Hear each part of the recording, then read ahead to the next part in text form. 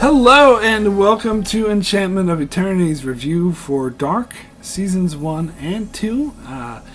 In this video I will give my thoughts and feelings on the first two seasons of the Netflix show Dark. So I have to start with a spoiler warning for the first two seasons. If you have not seen up to the very end of season 2, you definitely will not want to watch this video, otherwise some things will be spoiled for you. If you haven't seen the first two seasons, I do highly recommend checking them out and then coming back here once you're done.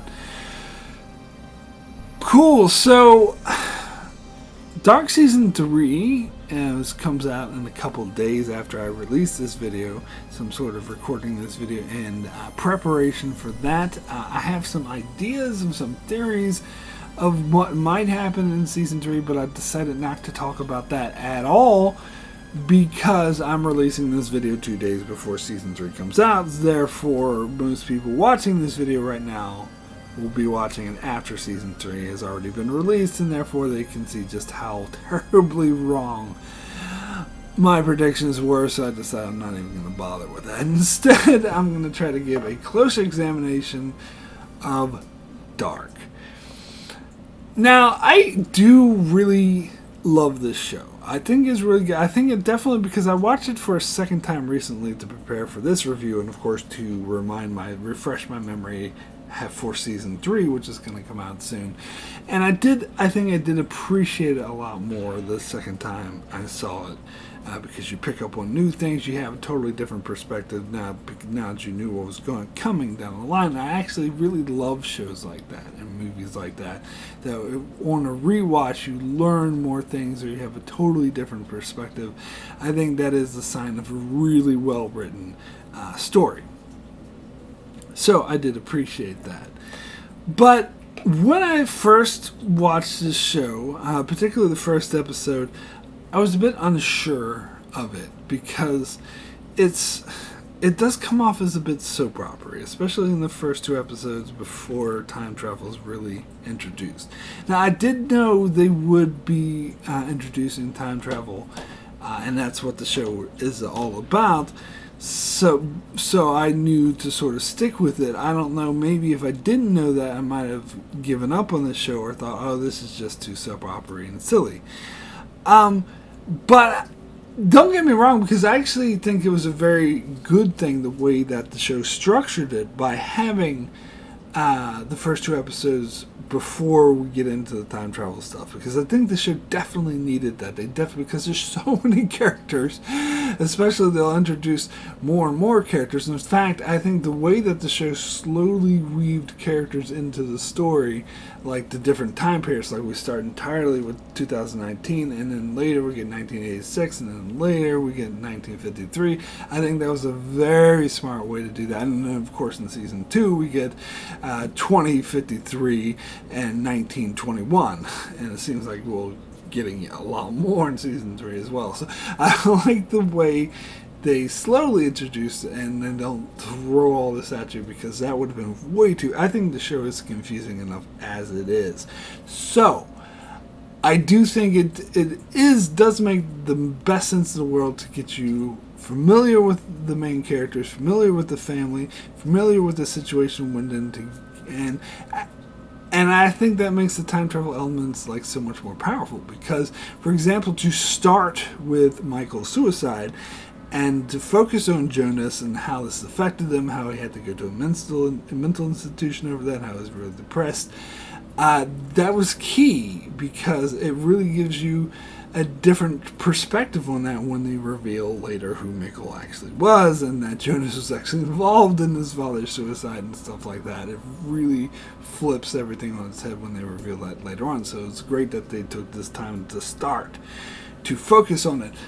But to be honest, like, some of the love triangle things that we're doing felt a bit soap opera to me, particularly the Jonas and Martha and Bartaj one, which I thought was a bit silly, and then again the Katerina, Ulrich, and Hannah as well, another love triangle, which, I don't know, those come off as a bit soap opera, and plus, like, having old Helga, like, being very vague, like, going into interrupting town meetings to go, "TikTok, it's gonna happen again!" Like, that seems very, like, stereotypical cliche of these kind of stories where some old character who's gone a bit insane comes in and shouts some vague shit, which actually turns out to be prophesizing what's coming. I mean, I don't know. I think that happens a lot. Maybe I just watch too much sci-fi and fantasy. I don't know. But anyway, so on its own, I didn't think this episode was that good. Or the first two, especially the second one. The second one was even worse because it was following characters that will become unimportant and you don't really care about. Like that one dude who was like Eric's father, like, hey, who cares about him? Becomes a misnomer.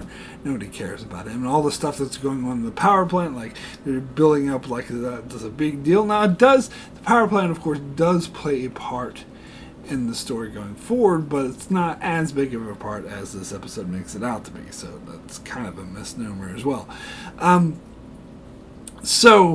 Particularly Alexander, like, you think this episode, or at least the second episode, plays it off like he's the big villain, but he turns out not really. He doesn't really have much to do with anything, honestly. Which, you could say that was, they were purposely misleading you in that case, but I do think these episodes, as I said, were very necessary for establishing the world and everything, even though on their own, yeah. Anyway, then we get into some of the time travel stuff in 1986, where we see where Mikkel actually disappeared to. Oh, and by the way, the one bright spot of the first episode was Mikkel's disappearance, which was very horror-esque and did sort of elevate things. And then I think that escalated even more when we find out, because it made me believe like it was like monsters like chasing after him or something. But and in the third episode, you find out that it's not monsters. He's actually time traveled to 1986. And you meet all the younger characters of younger versions of the characters we know, which is why it was so important that they really get you familiar with the characters. In fact, it was even still confusing, even though they took the time. I honestly had to get out my family tree, a little picture to sort of keep track of who was who. Of course, this was even worse in 1953, but it was much easier on my rewatch once I already knew who everyone was and what was going to happen in the future. It gave me like a new perspective on everything, and it also introduces new characters like Egon and Claudia, who aren't in the 2019 timeline, but who nonetheless will become main important characters in the future, and the future of the show. Don't get me started. But anyway, it was a really good episode, and to see how Mikkel was getting along and all that sort of thing.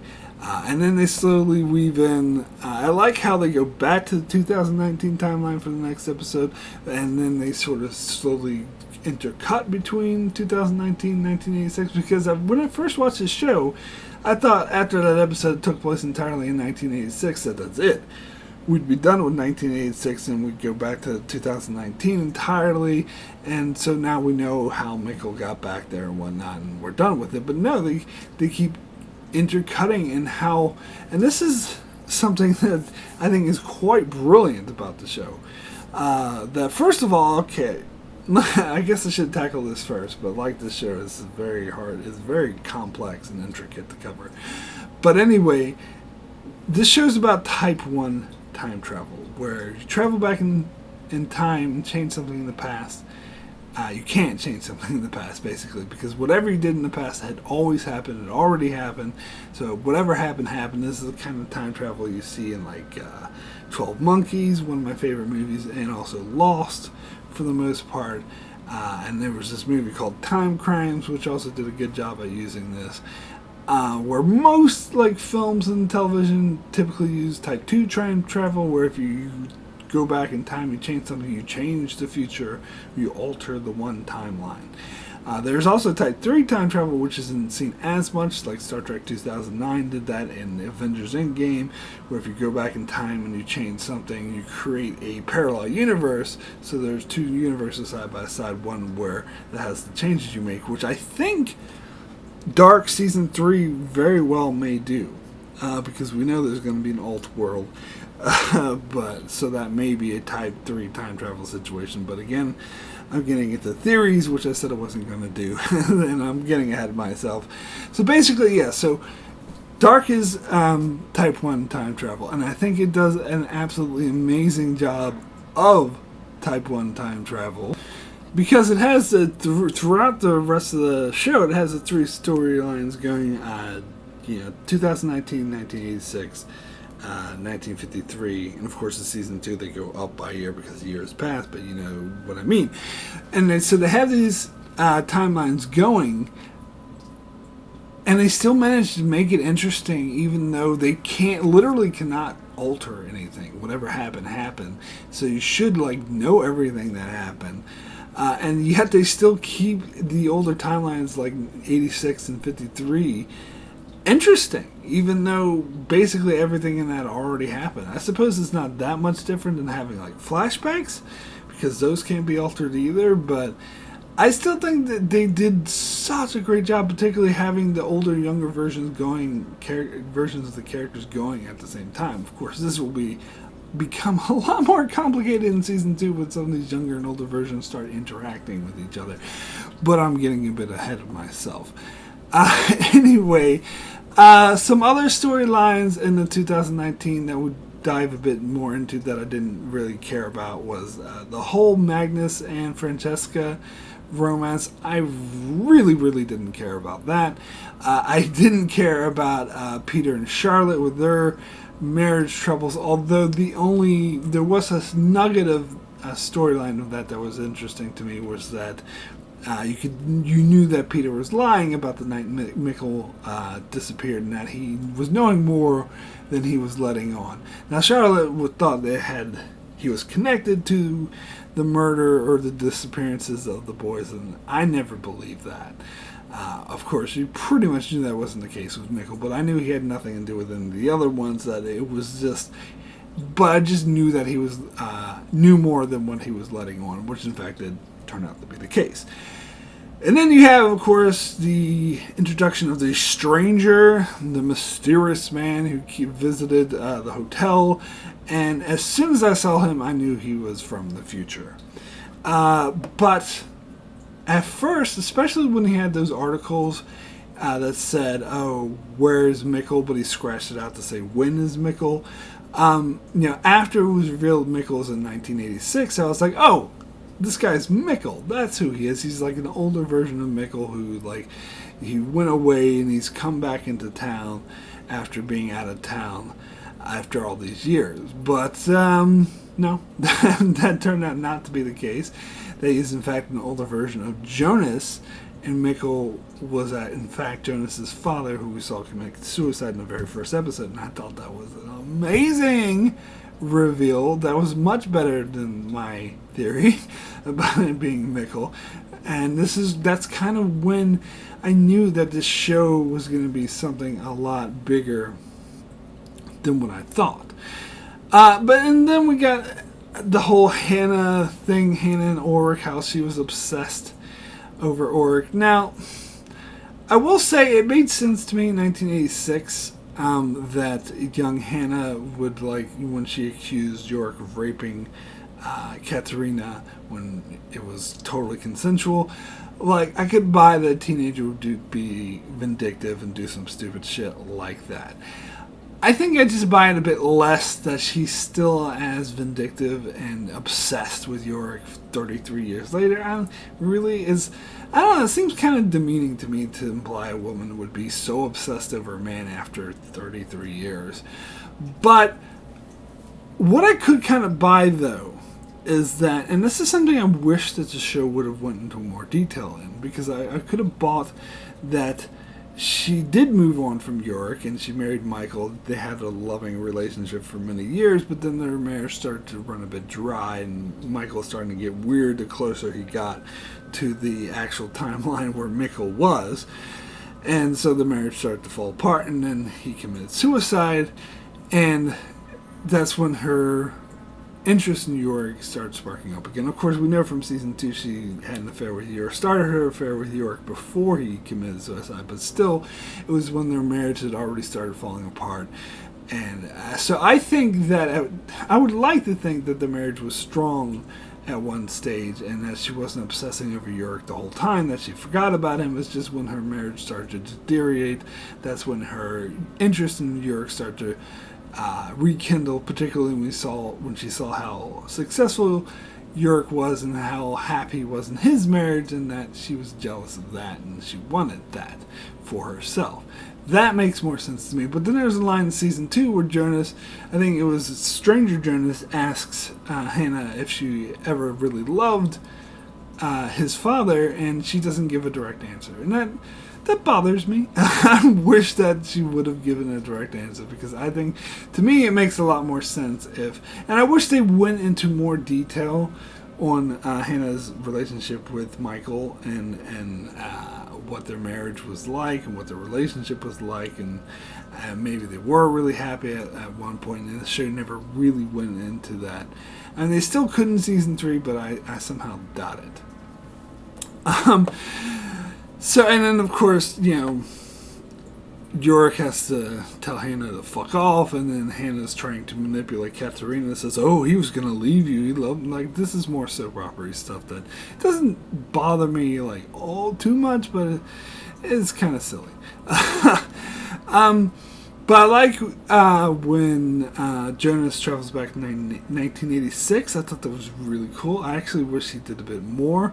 The scene where he's actually talked to a younger version of his mother, and she was talking about, the Chernobyl's going to get you, or whatever.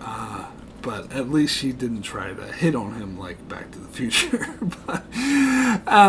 but that so that was cool. I almost expected him to actually like talk to younger Mikkel. Like, I knew he wasn't going to take Mikkel back to the present, obviously, because he needs to stay there to become Michael, to become his father. But I get the impression that he would let him know if he's aware or whatever.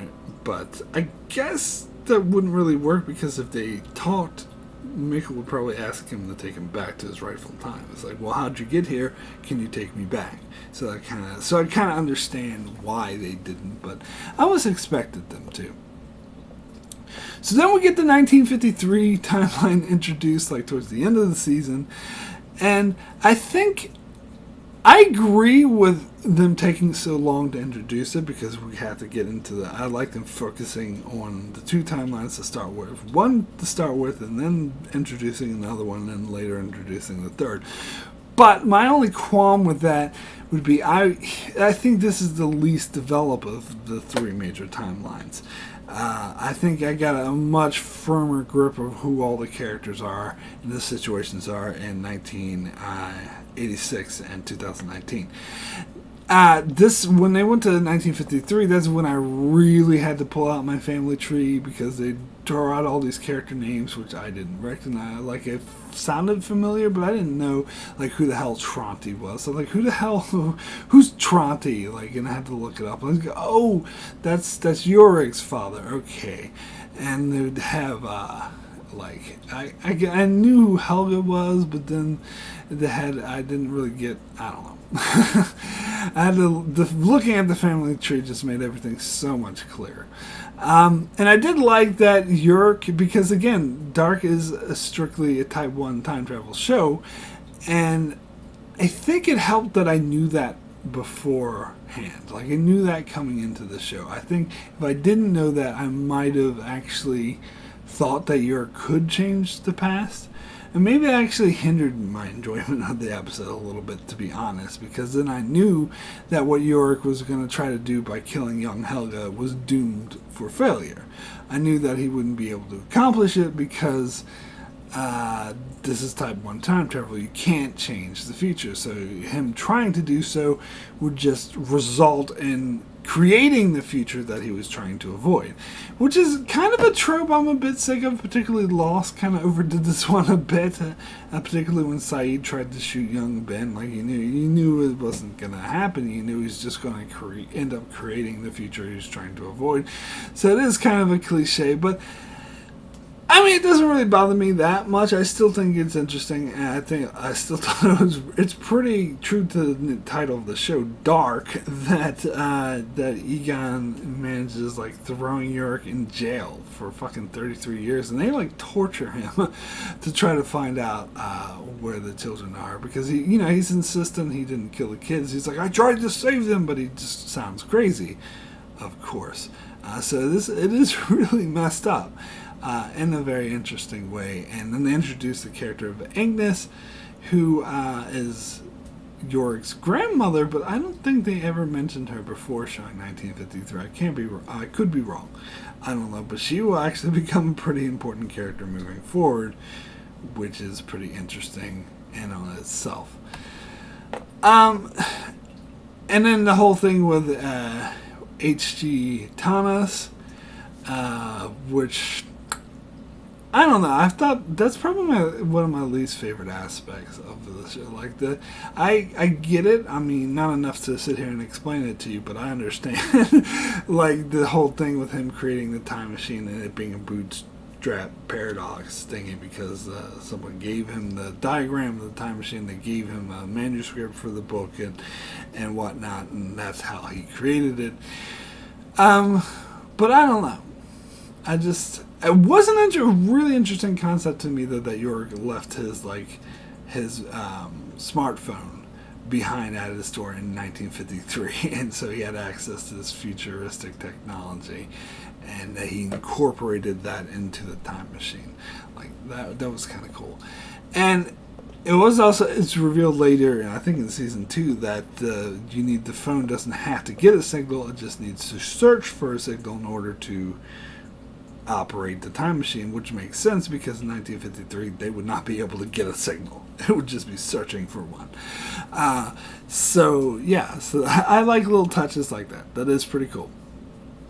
And so this sort of leads up to the finale. Now, one thing I kind of didn't like, but it does, I guess, make sense for the show, how Jonas gets Jon Snow syndrome. He realizes that his lover, the girl he loves, is actually his aunt. And he gets... I didn't like this in Jon Snow either. Like, it makes sense, obviously. I mean, I'm not going to sit here and say that anyone would want to have sex with their aunt. That is pretty creepy.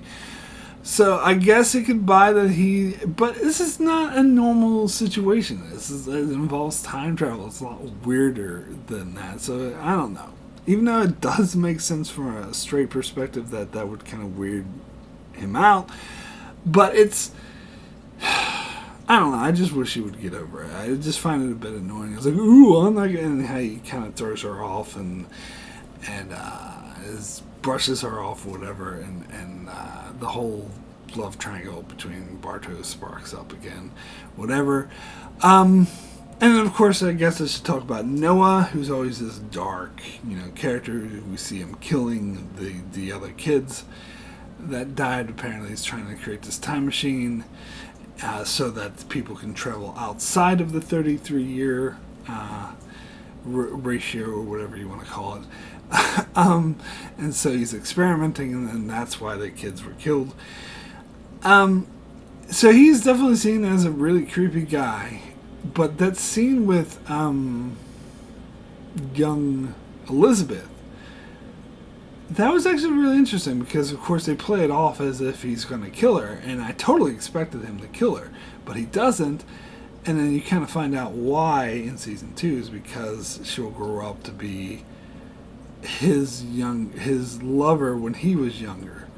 So it's so confusing. And then together they'll have a child together who will turn out to be Elizabeth's mother, Charlotte. Yeah. That's an even weirder one than the Mickle thing. But anyway, focusing back on season 1 and the ending, like I did like this finale. I think it sort of built it up, but the concept of the stranger trying to stop everything, like, you knew that wasn't going to happen, and So it's not very impressive, especially on a rewatch when you kind of know that he's not actually going to accomplish anything. So, yeah, the episode's not as interesting on the rewatch. And I feel like this was sort of their first go at it, and they will sort of improve having a better cliffhanger ending in season 2. In fact, I am of the really strong impression, even though there are a lot of things that really, really impressively link up from season 1 to season 2, like they were planning it all along. I do think there were a lot of storylines and story threads and story beats that they were planning on doing that they did have mapped out. But I think there's a lot that they didn't.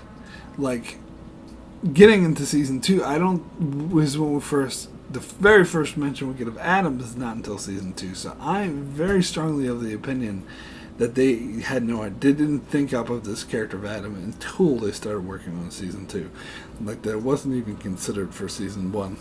And that's why I think they were thinking Noah is going to be the big bad guy. But when they started season 2, they're like, we need someone who's above Noah, who's pulling Noah's strings. What if it's a future version of Jonas? Ooh.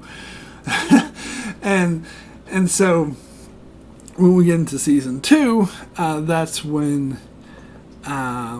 they started sort of fleshing out and creating more storylines that I don't think they had thought of, like the whole apocalypse is becoming a centerpiece.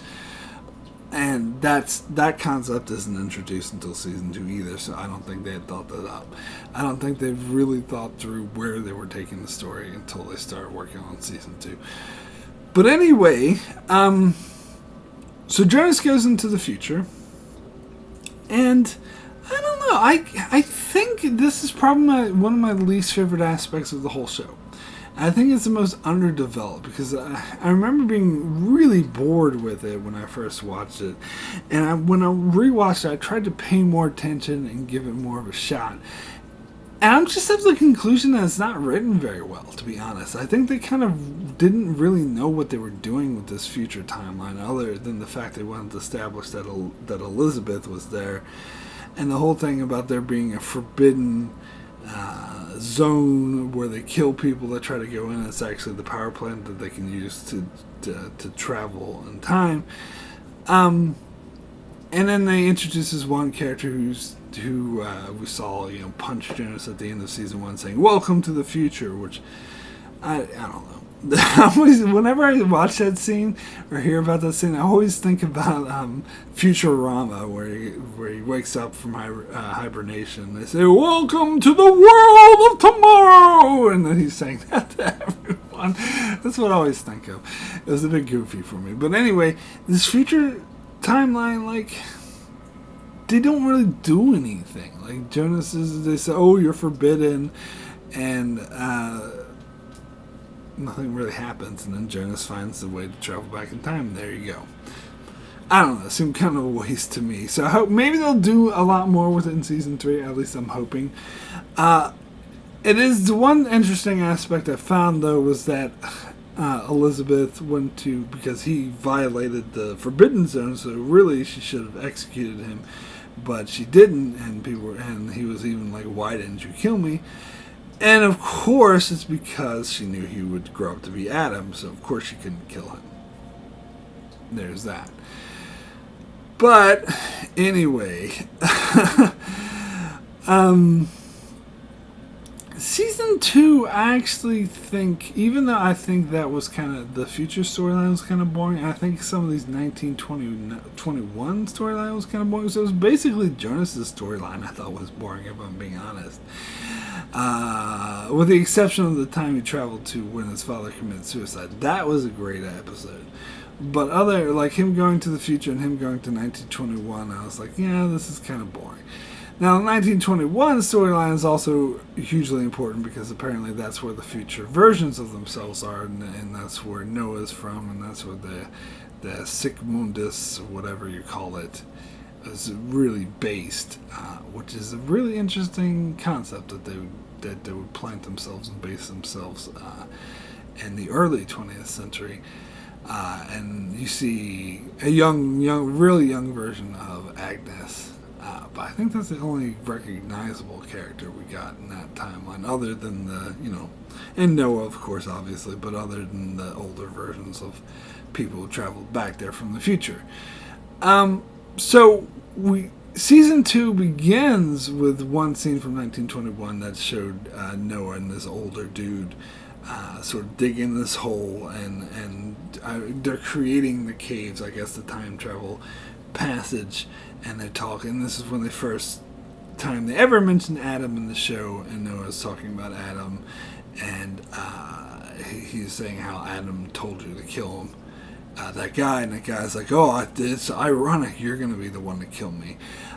So I heard the theory before that this was Bartos, and I think I'm 100% certain that's the case. It still hasn't been confirmed that's the case, so I'm just waiting for season 3 to confirm that, because at the end of season 2 we see Stranger Jonas and Francesca and Magnus and Bartos time travel somewhere. So I think they're setting it up so they're traveling to the late 19th century, so that 33 years before this point.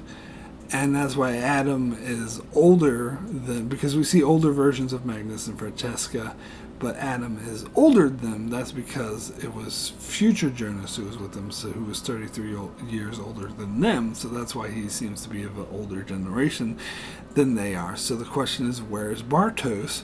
Because if they time traveled back and they're together, Bartos was with them. It's that dude. It's that dude that got killed at the start of season 2, which I think that would be very clever if that's the case, because just the way he said, isn't it funny that you're the one to kill me, to younger Noah, because older Noah was the one who first recruited Bartos into this whole thing in the first place, which would be quite interesting, actually. So I did really like that aspect of it. And then this is also, the end of season 1 played a bit with the older Claudia, version going around, knowing a lot about time travel. But season 2 jumped into that a lot more with, and this, I actually do think, because at first, after my first watch of the first 2 seasons, I said I liked season 1 better. My rewatch, I think I changed my mind. I think I sort of got some of the things mixed up. I actually like season 2 better. I think the reason why I was saying I like season 1 better is because I did think some of the future storyline and the 1921 storyline were a bit boring. But other than that, season 2 is when they really got into the full-on time travel stuff and didn't focus as much on the soap opera BS. Season 1 did that a bit too much. And I like how all the main characters are finding out about time travel. I think that makes it a lot more interesting. I like how we start with the 1986 Claudia, and how she gets Gretchen back, and she's visited by the older version of herself, and she goes through the caves to time travel into 1986. I'm sorry, not 2009 or 2020 we're up to at this point, I believe. Because it's 1987. Sorry, we're season 2.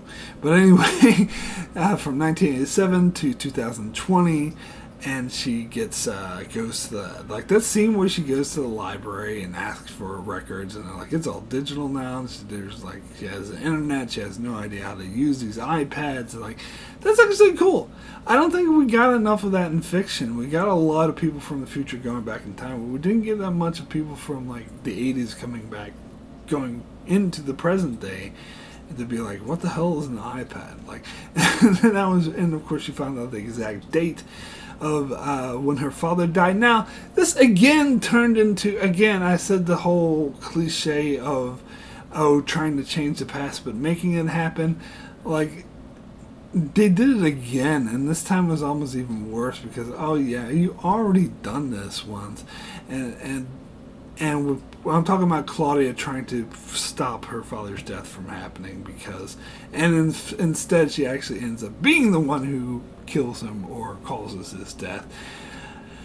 But on the other hand, even though I'm kind of sick of them doing that, saying if someone trying to change the past and actually just causing the event they're trying to change, it does make sense, a lot of sense for Claudia's character, that this is why she starts to become really jaded, and also where she really learns about time travel and learns the concept of the fact that the past can't be changed, and if you try to, you're just going to cause the event you're trying to happen, which I think will play into older Claudia's character a lot, who actually is trying to change the past. Or just change the entire thing. Now, this is when I gotta mention that I think I gotta admit to still being a little bit confused on Adam's motivations and Claudia's motivations. Like, I don't even know if the show really explained this outright. Like, there seems to be two sides, but it's really confusing that Claudia is teaming up with younger Jonas, yet is on one side, but the other side is the much older version of Jonas and the Noah. So old Jonas would have young Jonas's memories. So anything Claudia tells young Jonas as the teammate has, hey, you're on my side, she's just giving that information away to older Jonas, who will remember anything she tells younger Jonas. I don't know. This is when my mind starts to get really wonky. How there's like there's also the stranger version of Jonas, so he would remember everything younger Jonas went through. This is when my mind starts to want to explode. But I'm not saying that it's bad, or it's definitely not poorly written. It's just like too complex. It's too complex. It's too out there. It's just like, ugh. I mean, there are some cases where I do think it doesn't quite make sense if the older version knew the stuff the younger version do, that they would do this. And yeah. And then I'm talking about like examples of trying to change the past and that actually happened. They actually do that yet again in this show. It seems like at this point it's like, stop doing it. We get it. If you try to change the past, you're just going to cause an event that you're trying to avoid. And of course they do that again where Jonas tries to prevent his father's death. And that, by this stage, by that point in time, I mean, not only did other shows and films do this all the time already, but this own show, within this single show, they've already done it twice. And so by this stage, when Adam's like, oh, go back into the 2018 or wherever fuck year it was, where your father committed suicide, and stop him from doing it, it was beyond obvious that he was going to cause his father to actually kill himself, that he's going to give him the idea. And I don't know. Like, don't get me wrong. I did really like this episode. I think it was really... I liked how they broke that 33-year stretch, and we got to see outside of it. We got to see what these people were like a year before the show started. I think that was actually... And we saw this formation of Yorick and Hannah's affair, and we had to see Michael interact with Mikkel after we know that they're the same person, and I think that was really creepy when Mikkel went in to use the bathroom and Michael's just sitting there breathing heavily, freaking out, and then, of course acting all creepy, but it's because he's creeped out because he knows it's a younger version of himself, and actually seeing Jonas confront him with this was interesting. But when Jonas gives Michael the letter the suicide letter that he wrote, I was like, come on, Jonas, you're being a moron. You know, you're causing it. Don't show him the letter. Now he's going to write it as another bootstrap paradox, you idiot.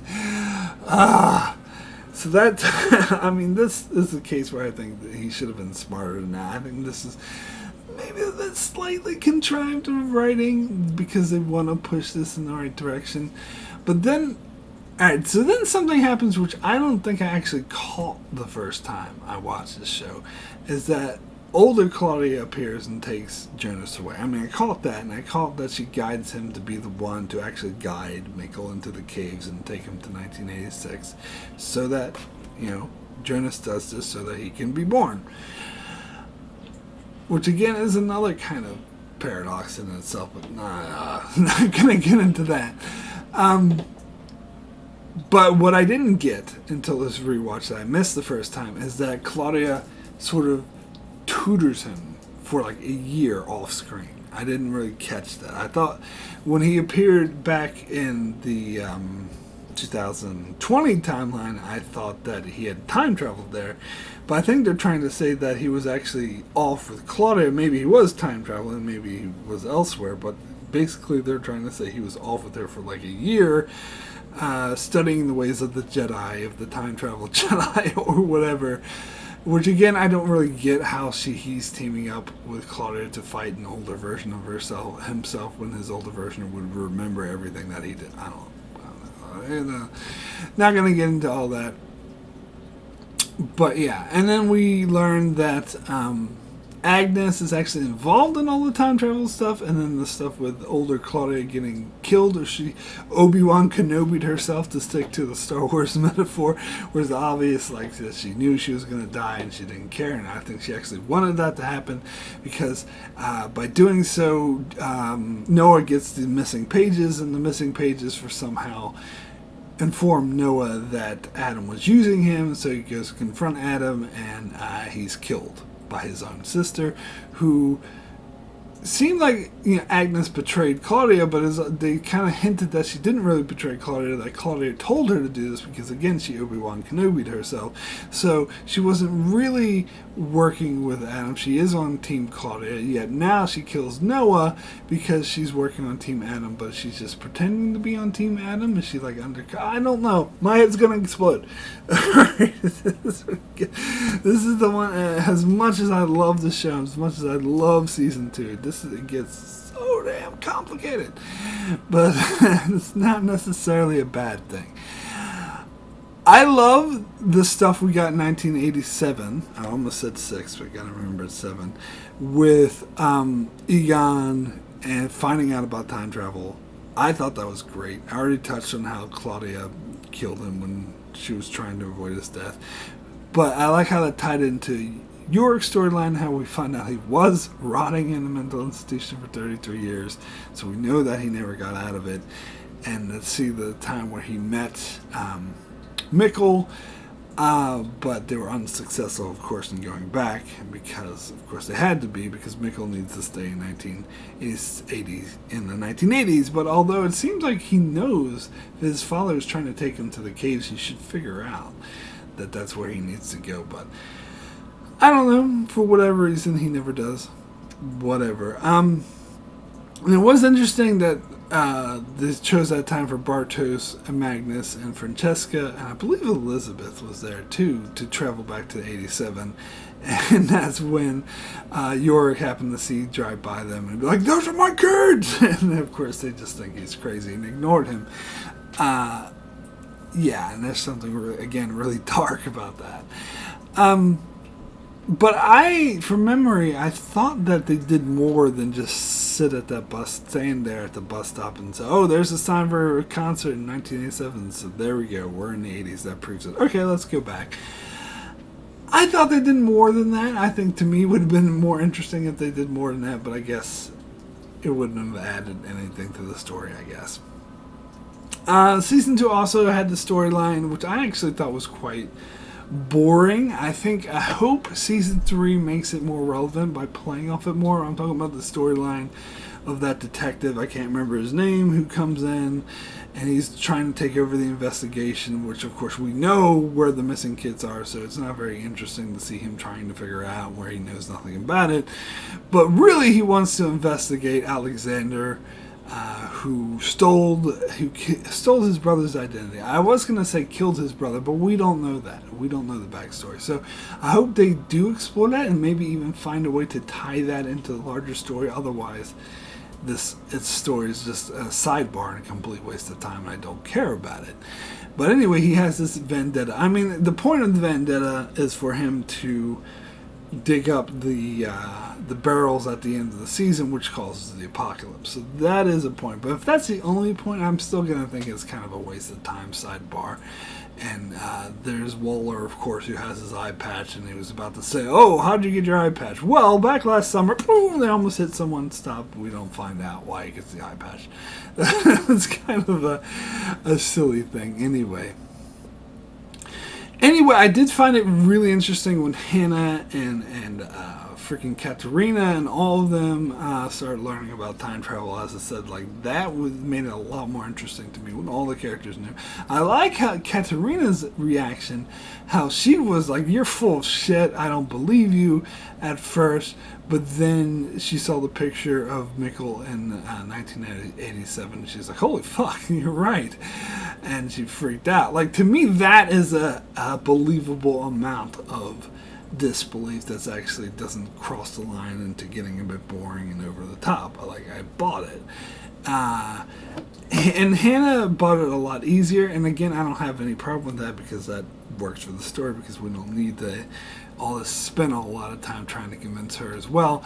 But then another thing happened that I forgot from my first watch, that Hannah travels back into 1950. I remember she traveled back to 54 and said this shit to Yorick, where she was basically just like, "Fuck you, you're gonna leave you to rot," and Yorick is trying to be like, "No, I love you, let me out, I love you," and when he knew that wouldn't work, he was like, "Fuck you, you're a bitch, I hate you." And then, what I forgot was that she never actually time traveled back. That as of the end of season 2, she's still in the 50s. I did not remember that at all. And then she started hitting on Egon, so they couldn't imply, "Oh, maybe these two getting something going. Maybe they're going to have a child out of wedlock that's going to end up being a character we're familiar with." But, oh my god, don't get me started. I said I'm not going to talk about any theories. But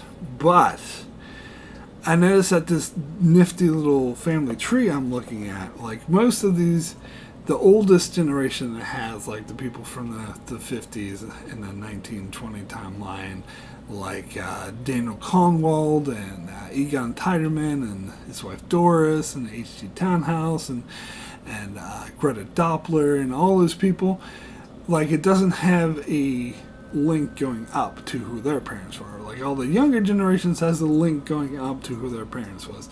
The exception is Agnes Nielsen and Noah, who were brother and sister, and has a link going upwards to their parents. Of course, it doesn't show who their parents are, though.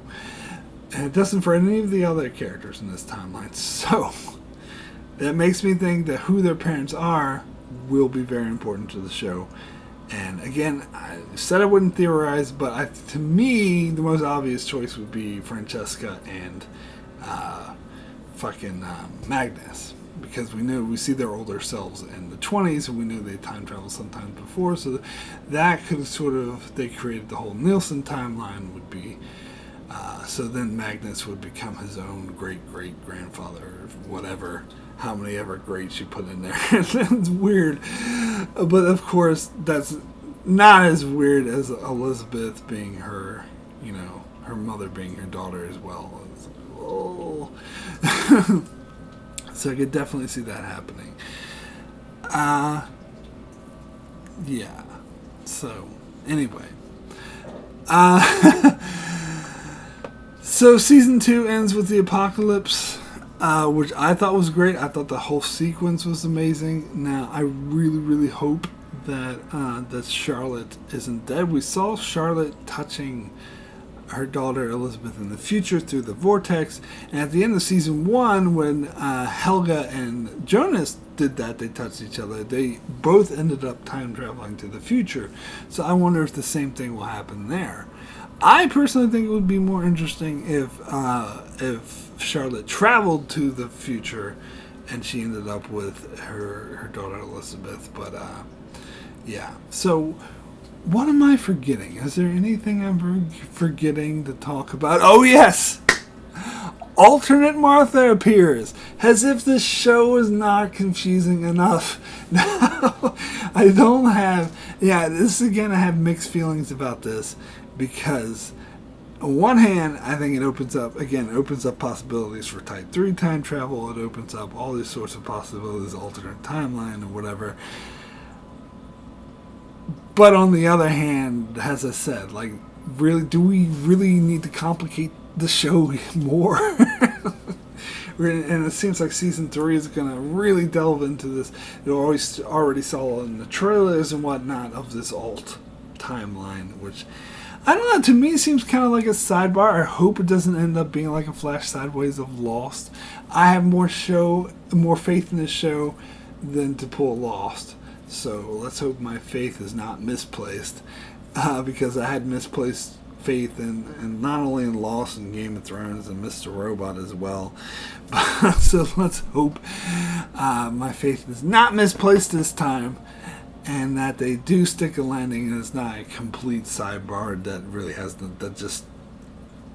I don't want to see them end up in the church and go into a glowing afterlife. Let me just say that.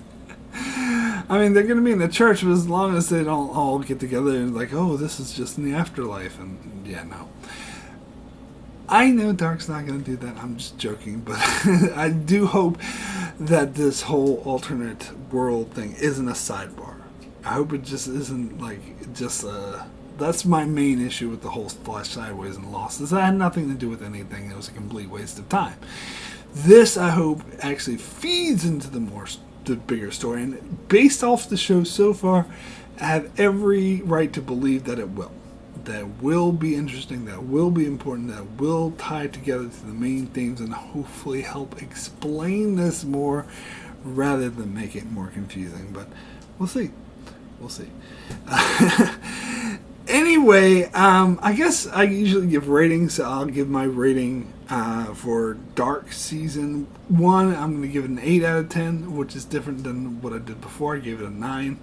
And Season 2, I'm going to give a 9 out of 10. So I'm sort of swapping these around a bit because I did appreciate Season 2 of Dark a lot more on the rewatch. And maybe because I understood it a bit better. But I do think the worst, it was a bit boring at first, but then again, Season 1 was a bit soap opera, so there you go. Anyway, great show. Absolutely love it. Can't wait for Season 3, which, as I said, you've probably already seen while you're watching this video, but if not, I'm sure you're anticipating just as much as I am. And of course, I will be back to review that once that's been out for a couple of weeks. Anyway, thank you guys so much for watching. If you enjoyed this video, please check out my channel, as I cover many other shows like The Expanse, Star Trek, and more, so be sure to subscribe so you can keep up with all of that. And thanks a lot for watching.